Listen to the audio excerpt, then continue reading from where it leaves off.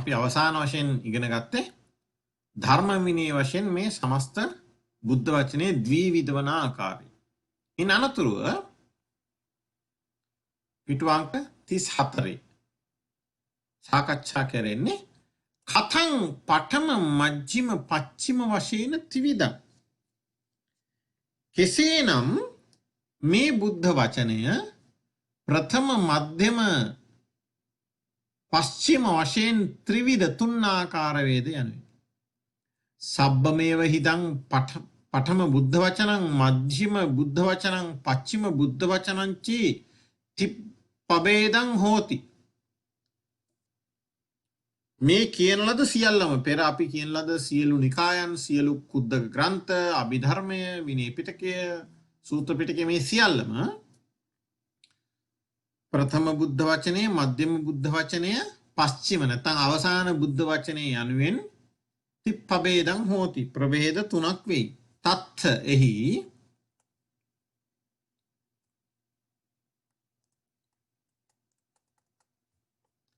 අනේක ජාති සංසාරං සන්ධාවිස්සං අනිබ්බිසං ගහකාරං ගවේසන්තෝ දුක්ඛා ජාති පුනප්පුනං ගහකාරක දිට්ඨෝසි පුන ගේහං නඛාහසි සබ්බාතේ පාසුකා භග්ගා ගහකූටං විසංඛිතං විසංකාර ගතං චිත්තං තණ්හානං khයමජ්ජඝාති යනුයි.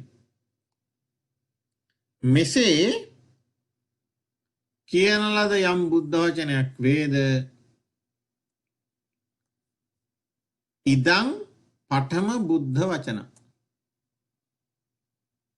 ඉදං පඨම බුද්ධ වචන කුමක්ද ගාථාවේ අර්ථය කියලා යම් ප්‍රමාණයකට ඉගෙන ගනිමු.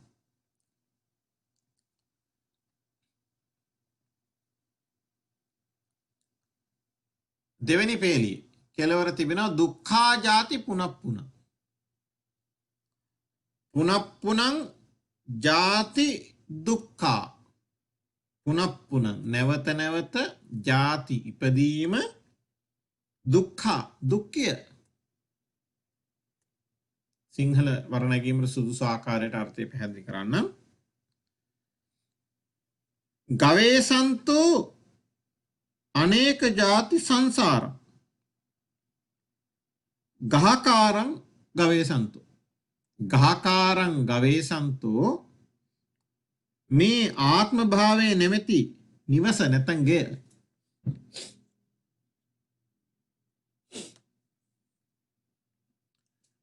ගහකාරං ගවේසන්තෝ මේ ආත්ම භාවයේ නැමැති නිවස කරන්න අපි ඔහුට කියනවා ගහකාරං. මේ ගෙය කරන කෙනෙක් ඉන්නවා නම් ඔහුට කියනවා අපි ගහකාරක නැත්නම් ගහකාරං කියලා. ගහකාරං ගවේසන්තෝ මේ ආත්ම භාවයේ නැමැති ගෙය කරන්න ගවේසන්තෝ ගවේෂණය කරන්නෙම් සොයන්නෙම් අනේක ජාති සංසාරං නොයෙක් ජාතියයි කියන ලද සසරෙහි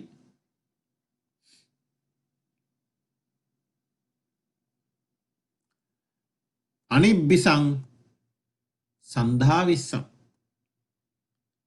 අනිබ්බිසං කියලා කියන්නේ නොලබන්නෙම් මේ ගේ ආත්ම භාවය නැමැති ගේ කරන වඩුවා ගේ කරන ගෘහ කාරකයා ගේ හදන කෙනා අනිබ්බිසම් දකින්නට නොලබන්නෙම් ඔහුව දකින නුවණ නැතිව ඔහුව දකින නුවණ සාක්ෂාත් නොකිරීම නිසා සන්ධාවිස්සං සැරිසරා කියන අර්ථය. කුමක්ද එතකොට පැහැදිලි කරන්නේ කොහොමද අර්ථය? නැවත නැවත ඉපදීම දුක්ඛය. මේ ආත්ම භාවය නැමැති ගේ කරන්න සොයන්නෙම් නොඑක් ජාතියයි කියන ලද සංසාරයේහි ඔහු දකින නුවණ නොලැබ සැරිසරා පැමිණීම කියන අර්ථය. සැරිසරා පැමිණීම සැරිසැරුවෙමු කියන අර්ථය. කවුද කියන්නේ? භාග්‍යවතුන් වහන්සේ සම්මා සම්බුද්ධත්වයෙන් පසු ඉක්බිතිවම ප්‍රීති වාක්‍යයක් ප්‍රකාශ කළා. ඒ තමයි මේ කියන්නේ. ඊළඟට කොමක්ද කියන්නේ?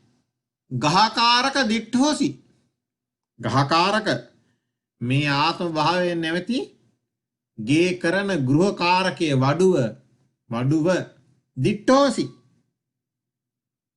දක්නා ලද්දෙහිය තොපව දිටිමි දක්නා ලද්දෙහිය. පුන ගේහං නකාහසි. පුන නැවත ගේහං නකාහසි මට ගෙයක් නොකරන්නෙහිය. මම මේ ආත්ම භාවය නැවති සංසාර චක්‍රය ගෙන යනා වූ මේ නිවස කරන තොප දුටිමි. නැවත තොප මට ගෙයක් නොකරන්නෙහිය.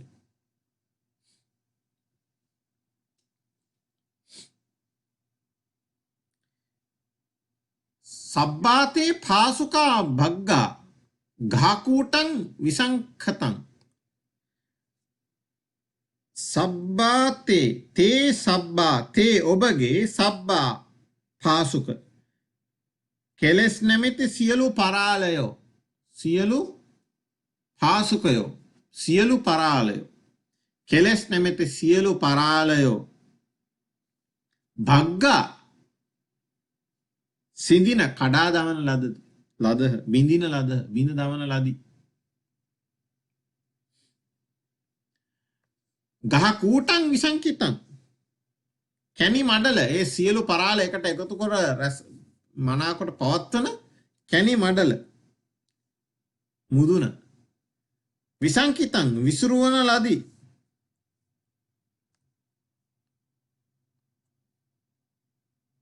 විසංඛාර ගතං චිත්තං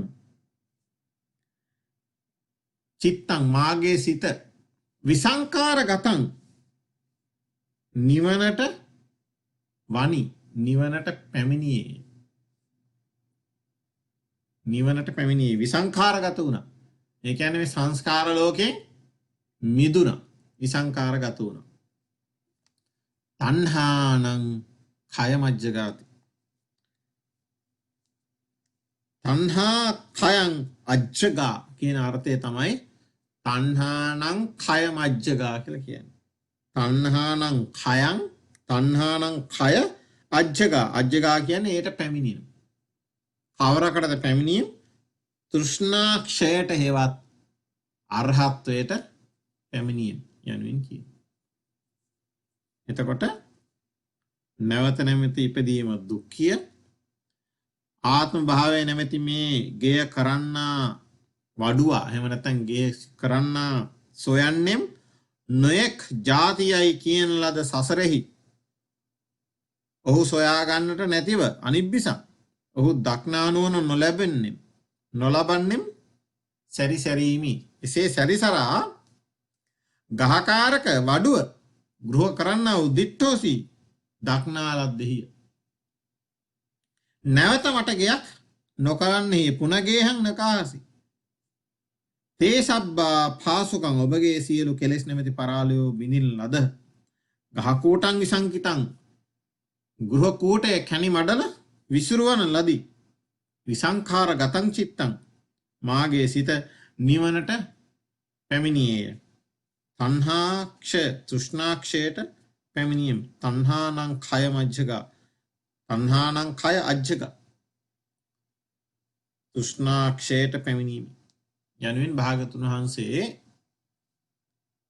බුදු මොහොතෙහි සම්මා සම්බෝධියට පැමිණි මොහොතෙහි පවසන ලද්දේද ඉදං පඨම බුද්ධ වචනං මේ ප්‍රථම බුද්ධ වචනයයි.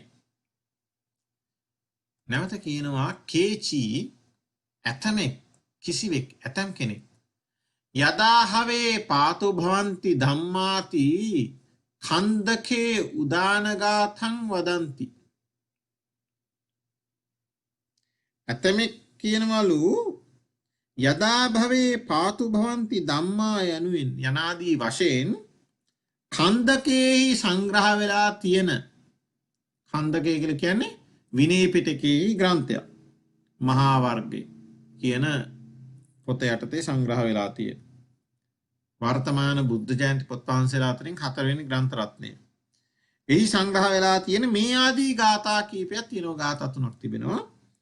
මේ ගාථා තමයි ප්‍රථම බුද්ධ වචනේ කියලා කේචි වදන්ති. ඇතමෙක් කියනවා. දැන් බොහෝ සෙයින් මේ කේචි වදන්ති කියලා කියන්නේ පිළිගන්නේ නැති අදහසක් අට කතාවේ. ඇතමෙක් එහෙම කියනවා කියලා සඳහන් කරලා තියෙනවා. නමුත් ඒ පිළිගන්නේ නැහැ.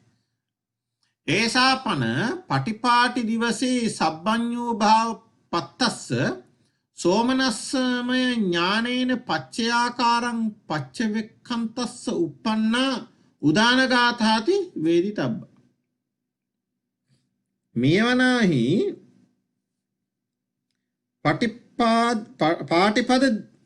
පාටිපද දිවසේ පාටිපද දිවසේ කියලා කියන්නේ පුරපක්ෂයේ හරි අවපක්ෂයේ හරි පළමු දවසට සාමාන්‍යයෙන් මගේ වැටහීම අනුව ඒ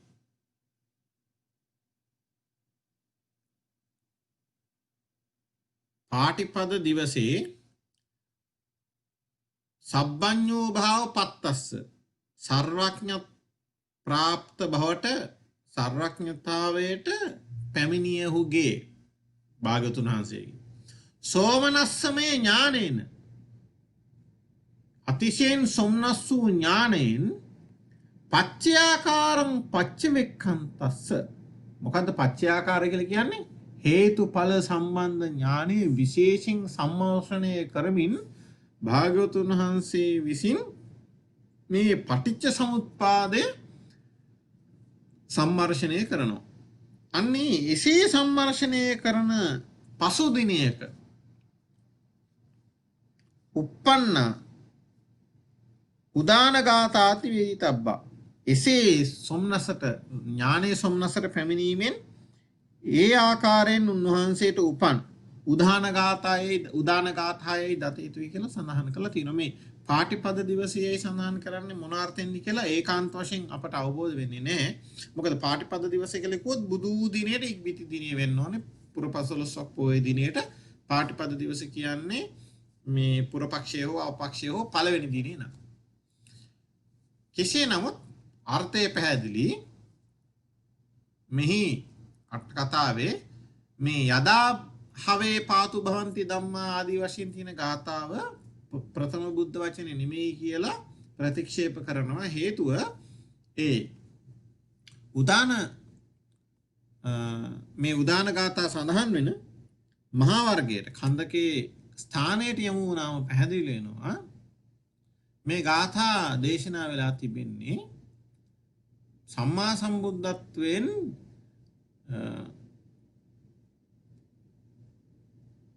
දින 7ක් නැත්තම් පළමු වන සතියේ විමුක්ති සුවයෙන් වාසය කරලා එයින් නැගිටියාට පසු මේ සඳහන් වෙනවා මහා ඛණ්ඩකෙ මෙන්න මෙහෙම. එකල්හි භාග්‍යවත් බුදුරජාණන් වහන්සේ උරුවෙල් දනව්වෙහි නේරංජා ගංයුර සමීපේහු බෝරුක් මුල්හි බෝධිනහන්සේ අභිසම්බෝධියට පැමිණියම්. ඒ කියන්නේ බුද්ධත්වයේ සාක්ෂාත් කොට ප්‍රථමයෙන් වැඩ වාසය කරනසෙක්. කියන්නේ බුදු බවට පැමිණිලා සර්වඥතා ඥානෙ සම්මා සම්බුද්ධත්වයේ ලබලා ඉන් ඉක්බිතුව පළමුවම එහි වාසය කරනසේක. මේ කොටස ඔබට කියවන්න පුළුවන් 4 වෙනි පොත් වහන්සේගේ 79 සිට 81 දක්වා වන PDF පිටුවලින්.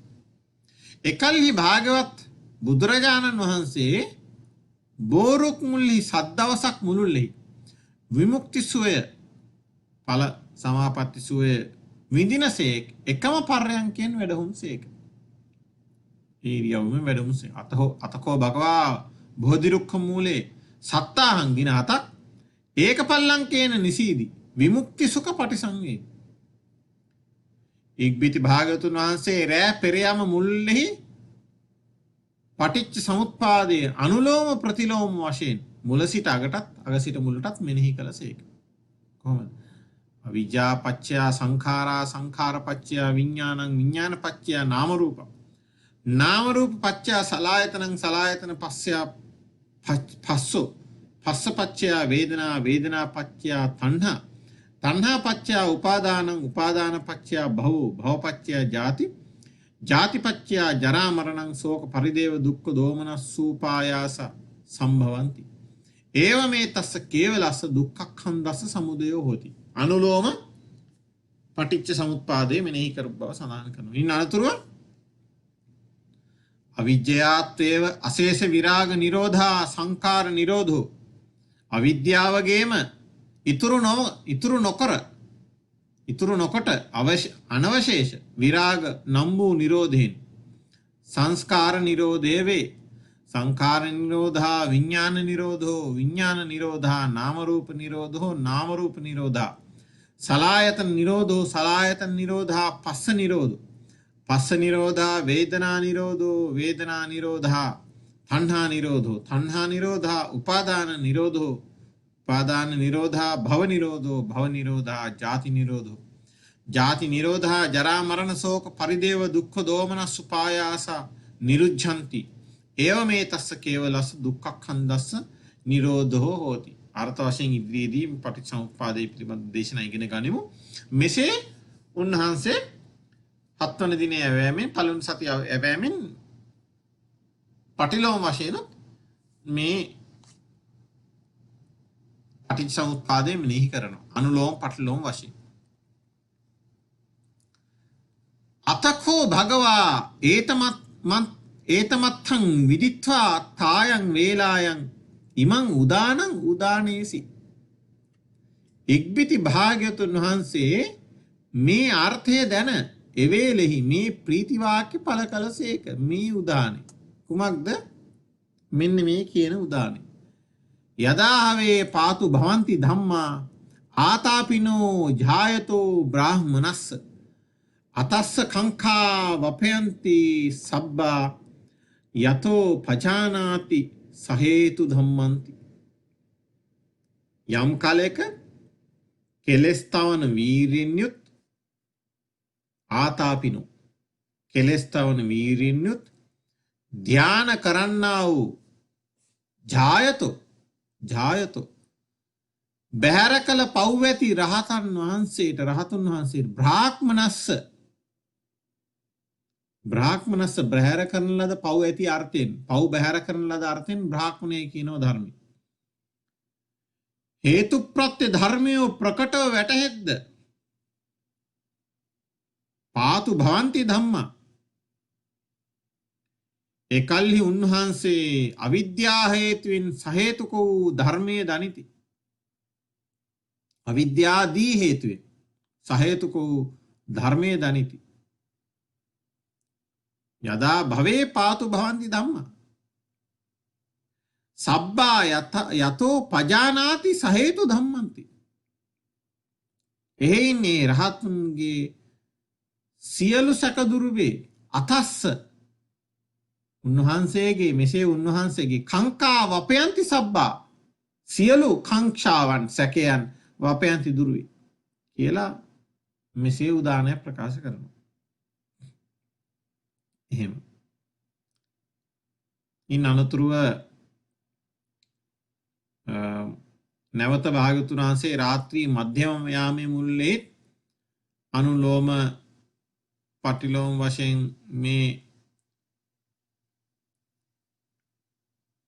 පටිච්චසමුප්පාද ධර්මය ප්‍රත්‍යාකාර හේතුඵල ධර්මය මෙනෙහි කරන ලද බවත්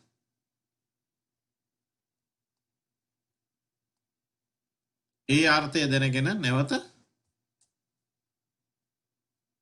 උදාන ගාථාව දේශනා කරන ලද බවත් තවත් උදාන ගාථාවක් දේශනා කරන ලද බවත්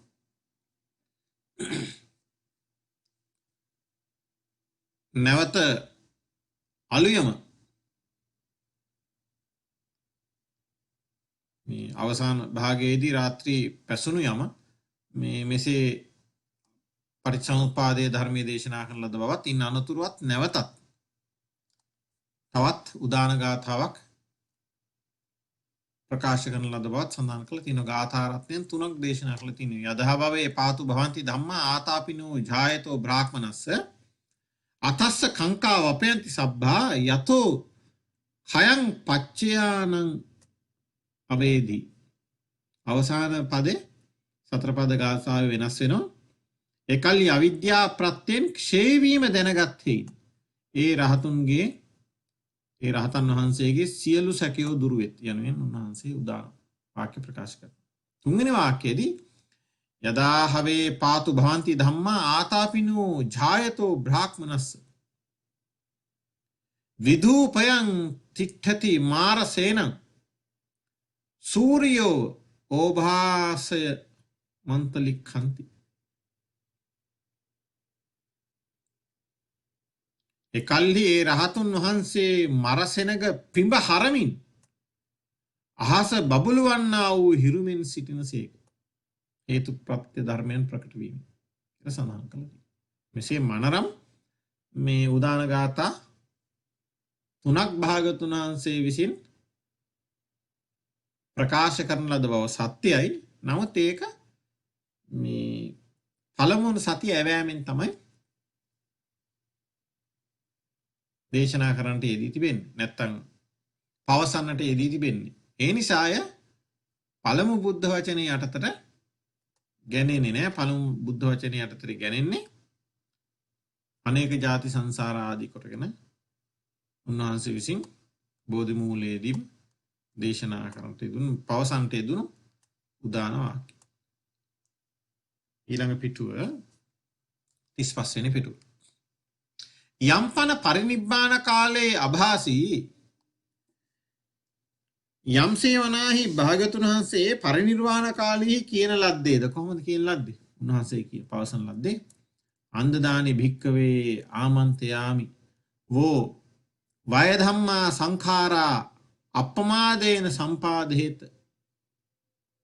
සම්පාදේතාති යනුවෙන් භාගතුන් වහන්සේ දේශනා කරන්නේ පිරිනිවන් මංචකයේදී අවසාන බුද්ධ වචනය වශයෙන් කුමක්ද?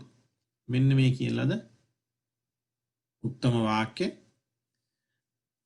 හන්දදානි භික්කවේ ආමන්තයාමි වෝ වය ධම්මා සංඛාරා අප්පමාදේන සම්පාදේත. මහණෙනි මාතොප අමතෙමි සියලු සංස්කාර ධර්මය නැසෙන සුළුය අප්පමාදේන සම්පාදේත. අප්‍රමාදීව කුසල් දහම් සම්පාදනය කරව. මොනවද සම්පාදනය කළ යුතු කුසල් ධර්මය? ධර්මය 37ක් සම්පාදනය කළ යුතුයි. 4 සතිපට්ඨානය සම්පාදනය කළ යුතුයි. 4 සම්‍යක් ප්‍රධානය සම්පාදනය කළ යුතුයි. 4 ඉර්ධිපාදය සම්පාදනය කළ යුතුයි. පංච ඉන්ද්‍රිය ධර්මයන් සම්පාදනය කළ යුතුයි. පංච බල ධර්මයන් සම්පාදනය කළ යුතුයි. බෝධ්‍යංග ධර්මයන් බොජ්ජංග ධර්මයන් 7 සම්පාදනය කළ යුතුයි. සප්ත බොජ්ජංග ධර්මයන්. ආර්ය වූ අෂ්ටාංගික මාර්ගය සම්පාදනය කළ යුතුයි. ඉදං පච්චිම බුද්ධ වචනම් මේ පෙර කියන ලද හන්දදානි භික්කවේ ආමන්තයාමි වූ වය ධම්මා සංඛාරා අප්පමාදේන සම්පාදේත යනුවෙන් භාගතුන් වහන්සේ දේශනා කරන ලද මේ වචනේ ඉදං පච්චිම බුද්ධ වචන මේ පස්චිම නැත්නම් අවසාන බුද්ධ වචනේ උභින්න මන්තරේ යං වුත්තම් මේ අනේක ಜಾති සංසාර ආදී කොටගෙන දේශනා කරන ලද්දා වූ පවසන ලද්දා වූ උදාන වාක්‍යත් හන්දදානි භික්කවේ ආමන්තයාමි වූ වය ධම්මා සංඛාරා ආදී කොටගෙන ඇත්තා වූ අවසන් බුද්ධ වචනයත් අතර මේ දෙක උභින්න මන්තරේ යං වුත්තම් යමක් කියන ලදද ඒතං මජ්ක්‍ධිම බුද්ධ වචනං නාම. මේ සියල්ල මධ්‍යම බුද්ධ වචනය නම් වේ. ඒවං පඨම මජ්ක්‍ධිම පච්චිම බුද්ධ වචන වශයෙන් ත්‍රිවිධං. මෙසේ ප්‍රථම මධ්‍යම පස්චිම බුද්ධ වචන වශයෙන් මේ ධර්ම රත්නේ නැත්නම් ධර්මයේ ත්‍රිවිධ වේ කියලා සඳහන් වෙනවා.